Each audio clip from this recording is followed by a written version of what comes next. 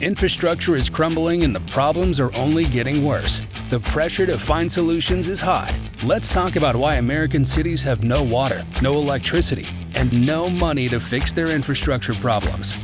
Welcome to the Infrastructure Hot Seat Podcast, hosted by Chad Smeltzer. Hi, everyone. Welcome to the Infrastructure Network. My name is Chad Smeltzer. I am your host. Today's guest is Mackenzie App, who is the regional manager, East Coast manager for Emmy Simpson Company. Thanks for joining me, Mackenzie. Yeah, thanks for having me. I'm excited. I'm excited too because, we're going to talk about women in the industry today. And first thing I want to know, though, and the audience will probably want to know, like, how did you get in the industry? Like, what made you want to get into infrastructure? Because it's something that people don't normally like come out of college or school and be like, I want to get into infrastructure. So how did that start? So I'm a proud second generation wastewater professional. My dad is in the industry for my whole life. It's almost 30 years. I really didn't want to get into the industry. I grew up with dinner talk always being about the Vector broke at work today, or I have to go do this bid. So I really wasn't too keen on getting into it. Went to college and naturally fell into the environmental sciences and came out, and here I am. Here you are, yeah, working and helping out communities with their infrastructure, which is really important, especially now with all the things going on with lead and trying to reduce lead in the water systems, the lead pipes that are out there, plus all the PFAS that's going on now, and it's kind of crazy with all the stuff that's happening. Yeah, it's a very interesting time to be in the industry and be so young in the industry that we're at a big turning point with so much new regulation going on. So it's been fun, but it's been challenging and it's a hard learning curve, I think, for me or anyone else in the industry. Yeah, anybody in the industry. I remember the first time I got into this back in the sewers again, and I knew wastewater, but I didn't really know sewer systems and how they functioned. And it's a learning curve because I was selling root control, just services, and I had to understand how to talk to a sewer superintendent, for example, who's been in the industry 30 years, and you're having a conversation, and if you were new, you didn't know the language, so you're like, effluent, influent, like all these little terms that they would catch you. They're like, "What are you talking about?" I'm like, the way the channel goes, it goes out that way. They're like, no, that's not how it works. You know what I mean? It's just little things like that was interesting. I found when I started. But what's it like been, for you as being in the business development and, just getting into the industry? How long have you been in doing the sales and business development now? Sales and business development, about 5 to 6 years. I started at Electroscan as a tech, so lowest on the ladder, and just really worked my way up. Kind of the gift of gab is kind of my thing. Me in math class, my report card said, she's not doing great in addition, but boy, can she talk. And I really have been able to hone that skill down into socialization and networking. And that's really how I think I excel as a business development side. Love it. That's good. So 6 to 8 years in the industry, you were probably, I would assume, since your dad's been in the industry 30 some years, were you going to trade shows and, were you tagging along with him to learn more about the industry? Yeah, so I actually learned most of the industry starting at 18. I worked on his cured in place lining projects in the sewers. Wasn't too glamorous as an 18-year-old, and a lot of my friends are working at retail jobs, and I'm learning how to cure a UV liner in the sewer. But it's the kind of stuff you do learn the language and what is CIPP, and now I barely even say cured in place, but you learn that stuff. And coming out of college, it's trying to hone that skill of what you've learned in college, but also learning what's actually done in the industry. So it's been fun to kind of develop over the last 10 years almost of where I started and where I am.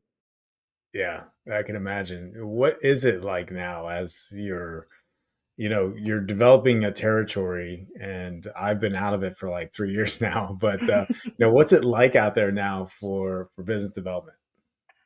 Right now, it's starting to get back to more the in face. I really love going and meeting people at their office, I wasn't a whole fan of like the screen or the zooming of meetings. So right now I think people are just starting to get back to the normal of, hey, come on by, we can go grab lunch, we can do this. It's starting to get back to that place, but it's definitely still an interesting landscape of people who are still really held on to the we want to just stay in our home offices. So that does make it a little bit more difficult. But it's kind of maneuvering through those obstacles where my strong suit's definitely in person. So having to kind of work through that has been difficult. But the landscape's definitely different than it was 3 years ago.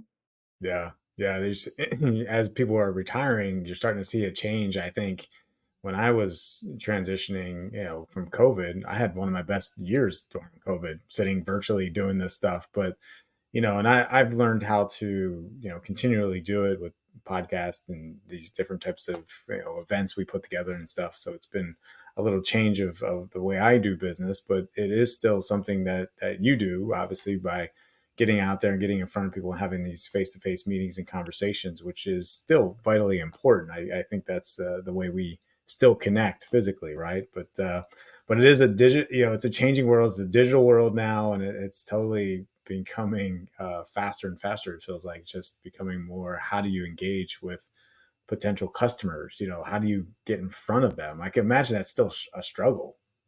It is a struggle with conferences, especially. I feel like before COVID, the exhibit floor was really where a lot of stuff got talked about. You met people that you haven't seen in at least a year since the last conference. And that's where things really, I think, moved, where conference floors now are not the same. They're a little bit slower in some landscapes, but a lot of that is also being done now, I think, more on LinkedIn because you're so connected easily.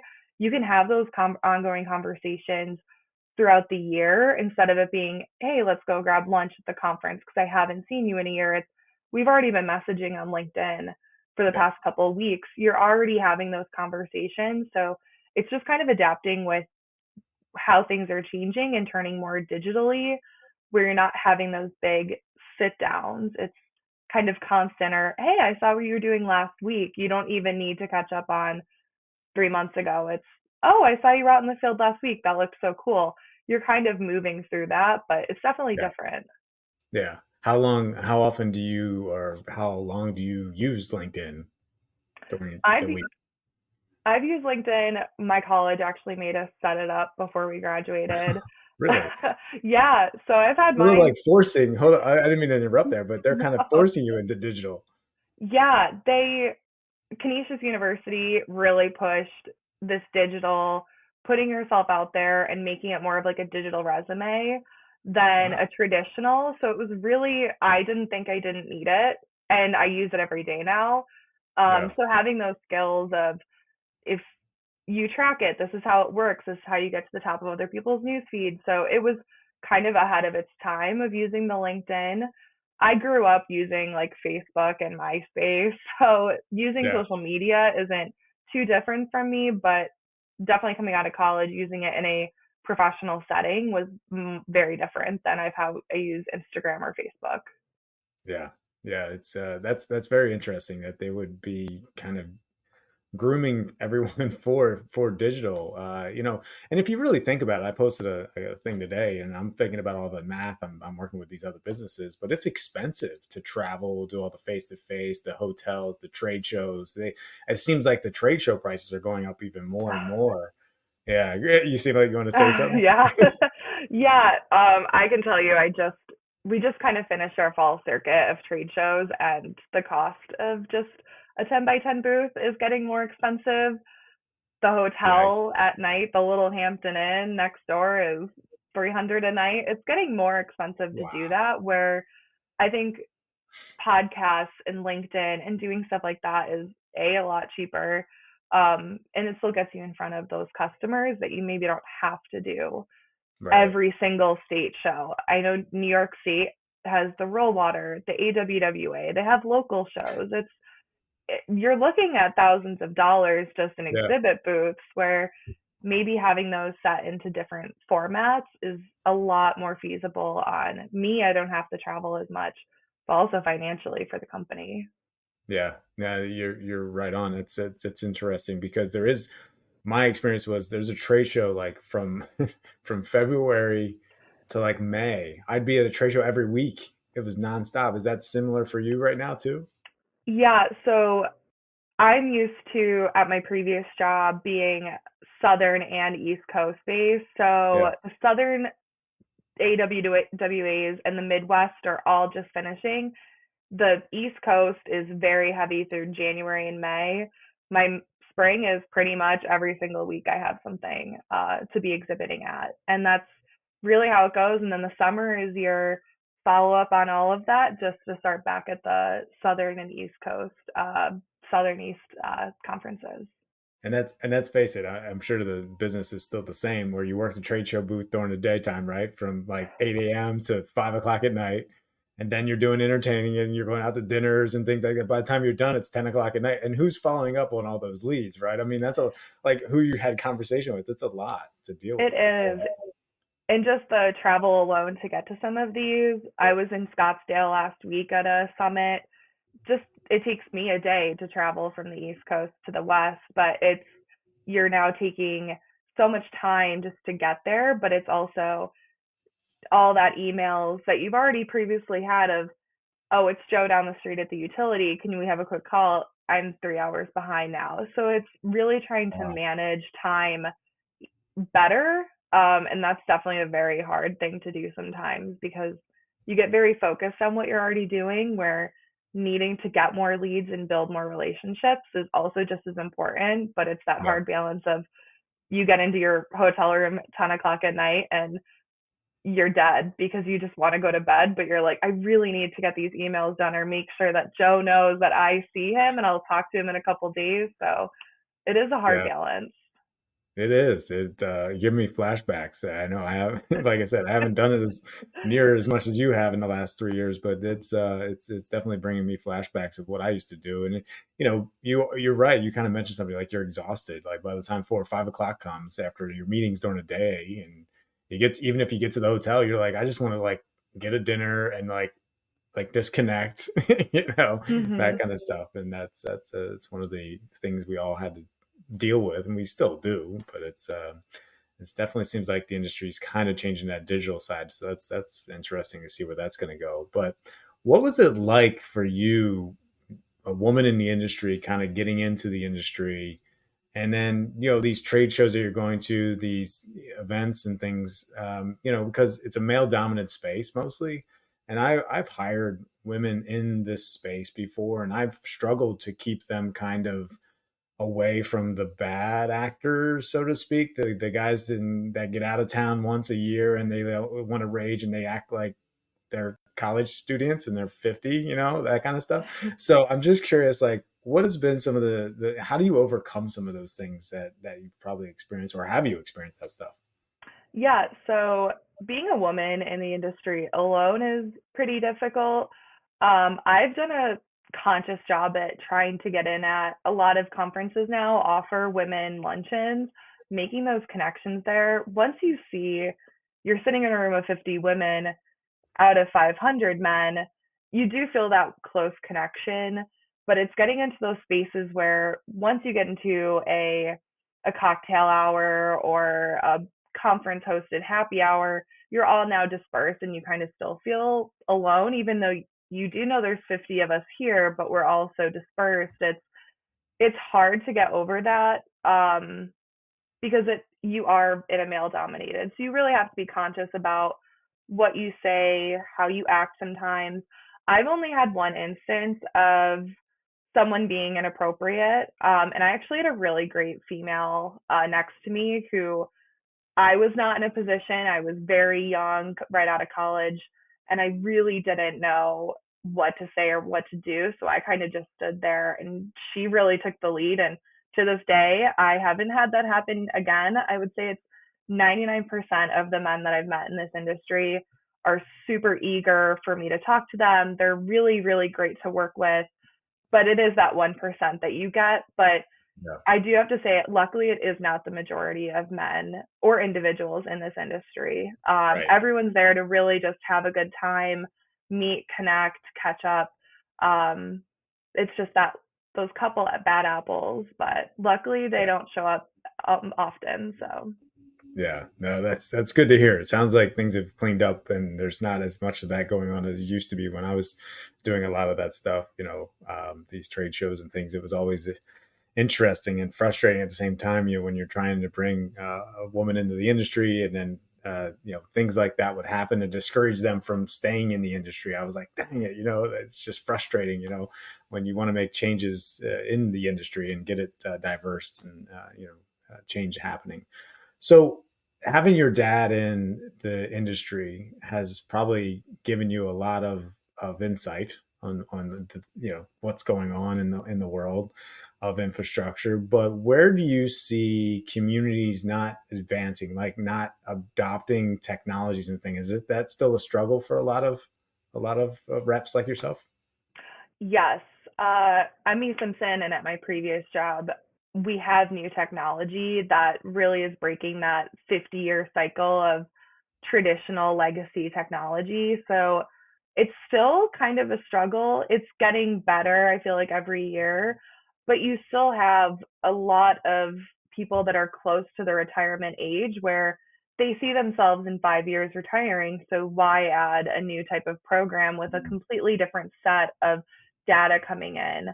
That's what's really been the struggle. And it's kind of a detriment to communities because there is no new technology being brought in some areas, and it's not advancing. It's just this constant cycle of just doing what they need to do to survive every single day. Where if you brought in new technologies or new ideas, it might make your job a little bit easier. It's just that learning curve you have to get past, where I think that's kind of hard for some people to wrap their head around of, well, I'm close to retirement, I shouldn't have to learn this new set of data. It's Oh yeah. it's tough, but I do have to say we are at this point in the industry. I think in the next 5 years, lines of succession in this industry definitely need to be set because there is a huge group getting ready to retire that in 5 to 10 years we're going to have a large chunk of our workforce not working anymore with no lines of succession set up. So in my business role, it's really getting into close to engineers in training. They don't have their PEs yet. They're working under engineers who are getting ready to retire. It's kind of breeding that new generation of engineers and operators to kind of get a hold of this technology where hopefully down a couple of years they'll say, hey, I really saw that cool technology. I'm now in a position to implement it. Let me bring that in. So Hmm. that's kind of how I've taken it as approach. I'm not going to sit there and argue with someone that they need to be doing new things It is to use it their is resources, but it's such a waste of time. I didn't mean to cut you off there, but no. yeah, I know your pain. It's very frustrating with you mindset like that because I've heard it before. It's like if we fix a manhole or something like that, it's like I don't care, just get it done. If it lasts 5 years, I don't care. I'll be retired or whatever. I've heard stuff like that. I'm like, man, that's your job though. Like to value what is being done in the community, right? I mean, you do have those type of people that are just like, yep, I got my retirement ready and I'm out of here. The last thing I want is another like they look at it as a problem, but it's actually a solution if they really think about it, right? It would really improve their processes and stuff, but they don't think of it that way sometimes. You were going to say It something? would. Yeah, it would. It would help them greatly. A lot of, I would say, majority of utilities right now are suffering from understaffing, where Mm. bringing in technology and new ideas would help them immensely with keeping up with data, GIS, and going into the sewer and doing different types of inspections. That's the kind of stuff that will help alleviate your crews in your 5 years. I always try to approach it as don't leave your crews hanging in 5 years when they no longer know what to do because you're gone. If you set them up for success, you're leaving that legacy for them of, oh, he already set us up. We're good to go. It's kind of Right. changing the narrative and really in a business development position, it's really having to kind of read the situation and kind of gear the conversation in a different way instead of just being like, you need to be doing new technology, and that's what I want to say. It's kind of Yeah. in a different format for them. But if you, but you're exactly right. But if you look at this, the process that person would have to go through, they got to get it up the chain. It's got to get approval by somebody else. And do they want to take that and champion it up the flagpole, so to speak? It's not, and they're ambitious enough to do it typically, and it's frustrating. I feel your pain anyway.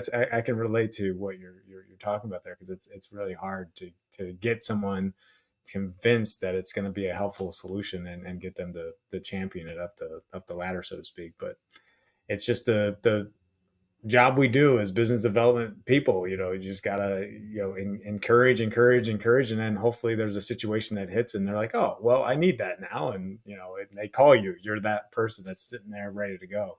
So Yeah. that's the biggest thing, to be in the right place at the right time. How do you see the budgets now? Because you got all this infrastructure funding coming in, and I'm sure that's something that you look at as a developer of business, is like budgets and things. Are they tight? Are the competition like really? Is it frustrating, like getting over that competition hurdle that's there, or what's it like? Budgets, I would say, are at least here on the East Coast kind of getting back to where they were pre-pandemic. Definitely 2021 and 2022 were tough. States like New York really cut back on a lot of the taxes that go to fund capital projects for utilities. They're getting back to those types of places. With the new EPA regulation, though, for the states that are allowing earmarking on utilities budgets, that's definitely going to take a hit going into 2024, with earmarking of state and local representatives being able to say, I want the 50,000 because I told my town that I would get them their new road. That's a big chunk of change where utilities might be able to use that in different areas that they would have already allocated. So Yeah, that's the kind of stuff that, looking down the road, I always have to be up to date on new legislations that are coming through, like an earmark law. So it's one of those, working through that, but that's where capital planning and 5-year projects is super important for utilities to be looking at. And going back to the new technology, you're being in a more proactive role than a reactive role. A water main break is going to cost you maybe $100,000, and that might not even be property damage based on where it is, but it's also the political and social look of that your water main broke. Where if you're using and putting in money into innovative technologies that are monitoring for you constantly, you're not having to fund those $100,000 emergency projects. You can put $100,000 into projects that are going to give you a 10-year lifespan of your utility. So it's those are the kind of budgetary issues that I'm seeing right now, is definitely the earmarking and planning of being in a more progressive style role, not a reactive but an active role. yeah, that's always been a struggle, is trying to get from reactive to proactive with these communities, because there's only so much money to go around, right? So it's like, well, if you triage what needs to be fixed, do you really know what needs to be fixed? And even though the road looks like it might, could be another road that's way worse in the community that needs it more than that one. So it's very important that we, do asset management and understand and prioritize our infrastructure, all of it, so that we can use our capital spending appropriately, really, within the Mm-hmm. communities. It sounds like is, I, electroscan and leak detection and all this stuff that's out there now. There's competition, I'm sure, with the people that might say that it doesn't work or does work, or people that are competing against you and saying that they have this better product, whatever. How are you overcoming some of those things with competition? Because it's always, even when I was in the business, it's always it was a back and forth of like, no, it does work. We've done it 50 million times. Like, how many times I got to tell you? You know what I'm saying? Like, how do you overcome some of that stuff? So, what I always say is there's a space for everyone in the marketplace. Some of us have more niche areas. With the electroscan and leak detection, there's really great forms. Electroscan is definitely the invasive in pipe inspection. I also represent Ecologics, who makes a really great outside node that constantly is monitoring the system. And you would think that those are two opposing forces, but there's a space for everyone, and there's a there's definitely a platform for everyone to be on. So people that'll come out and say, "Oh, I like this product better," or "I think I'm better than you." It's Yeah. congratulations, but there's a space for everyone here. There's no need to poo-poo someone because you think that you're better than them or your product is better than them. That's not productive. And in my opinion, we're not here to, I'm in a business development role and it's to build business, but I'm also here to make sure that the communities that I help and serve, they're getting the best help. And if I can't offer that, I'm more than happy to pass them on to a competitor who might have that option for them. So it's really unproductive to have conversations like that. They do occur, but it's one of those things that you just have to kind of brush it off and say that's okay because there's space for everyone and we're good to go. So hopefully down the road we can be partners on a project, and you never know what happens. So That was a great response. Honestly, that's the way you handle it. You did a great job and just, kind of explaining going through the competition. We've always did the same thing. It's like, okay, well, look, if you like the competition, that's great. Go with them. I mean, I totally understand. I get it. So you had a great response. One of the things that people used to do, some of our competitors would be like, they bash us, they talk about us, they in front of like the decision maker. And I'm like, that's the best thing for us because it makes us look even better because that competitor's out saying the wrong things about us, even though they're making themselves look bad, that kind of stuff. So you did a great job explaining how you overcome some of those things. So good job there. thank you. Um, what are some of your challenges for overcoming like engineering firms, because there is that gatekeeper, so to speak, that's there, and they make decisions on those capital projects. They make decisions on how they're going to handle the lead replacement projects. So like, what's the working condition with engineering firms these days? I actually have a really great track record working with engineering firms. It's one of those things, especially large scale utilities. I live in Erie County. We're the second largest city in New York, outside of New York City, Buffalo. But I mean, that's a huge utility. I mean, Buffalo and Erie County employ hundreds of people. For me to try to get in, it's very gatekeeper in Hmm. some big utilities, and it's just hard to find the actual point person that you need to be talking to, Hmm. where that engineering firm might actually already have that ongoing relationship or the ability to build these bids for people like me to be able to step in as a partner to them. It's one of those things that you just have to find that engineering firm and really help build that relationship, just like you would in a utility. I think engineering firms, a lot of people think that they're big and scary and they might not want to be working with you. They're also in the same position of they have a utility in a community that they need to serve, bring in the best help that they can get. And hopefully, the relationships that I'm building with them are going to be able to get me into that bid. And we all get to win again. We all get a piece of Right. the pie here. So Yeah. it's one of those things that it's a slow process. It's not super easy. It's one of those I'll do a webinar with one person and then, oh, hey, the office down the street wants a webinar. So you kind of build on that. But all that takes is that one person a year later to be, oh, hey, I really liked that part of that presentation. I want to add them into this piece of scope. That's kind of how I've really been able to work with engineering firms and utilities hand in hand, is really just kind of that slow relationship building and hoping something is going to happen. Love it. Yeah. No, that's a great response because finding that right decision maker, that right point person for these projects is key. And that's always been a struggle, is like, well, does the city really handle it or is it the engineering firm, handling it? And who in that engineering firm who has hundreds of employees sometimes, how do you figure out who that person is? It's like where's Waldo sometimes when you're looking at them. It's like, where are they at? Trying to Mm-hmm. find them. So just talking to you, I get flashbacks of all that stuff that I used to have to do. But yeah, you're, uh, being a woman in the industry, you're doing great things. You're making a difference out there. You're really learning how to overcome these, projects and get, Emmy Simpson on the map and get Electroscan on the map. So kudos to you for just pioneering in the space and being a difference maker, really, what you're doing. So we only have like 30, well, we got like a minute left, but what's the future look like, Mackenzie? What's the future look like for you? And then how can people get a hold of you? Future for me is working the East Coast with the Emmy Simpson Group and seeing what we can really start building out here. So you guys can get a hold of me at Mackenzie at emmysimpson.com, or on LinkedIn, just Mackenzie App, like a phone app, APP. You can definitely get a hold of me there. I'm very excited for the industry. I think the next 5 years is going to be really exciting and a really pivotal point. So I think we should all be excited, prepared, but excited.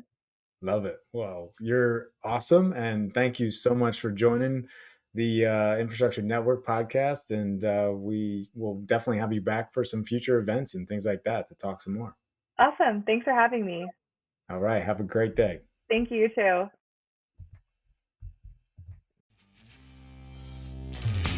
Thank you for listening to the Infrastructure Hot Seat podcast. We hope that this show brought you some insight on relevant topics within the infrastructure world. Please join us every 2 weeks on Tuesday for the next episode. If you're interested in being a guest on this podcast, please set up a 15-minute interview with your host at calendly.com/Chad Smeltzer.